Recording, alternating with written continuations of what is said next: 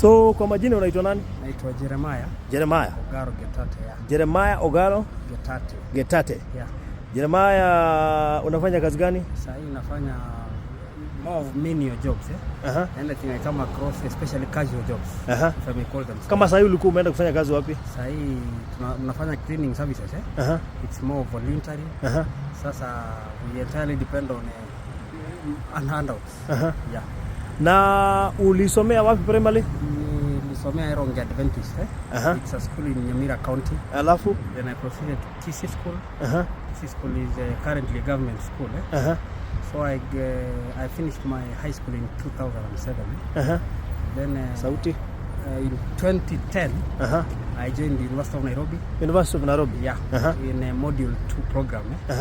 So I took a combination of economics and sociology upon joining my third year. So that was my specialization, a double major in economics and sociology. So I have worked in a few places. I've been a teacher before in an Asian international school. So I've also, the last job I did, I was working with the Kenya National Chamber of Commerce and Industry as a sales and membership executive. So some law came at the time, they minimized interactions. People like myself and a few others were laid off, newly employed. So from there, I had to go home. I lost a brother of mine.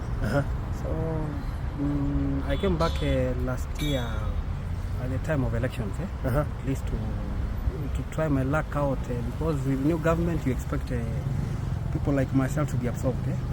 So far, so good. I haven't gotten any other place. I've been invited in a few interviews. So I'm still in search of a job. Yeah. Saa hizi unafanya cleaning services? Yeah. Okay. Yeah.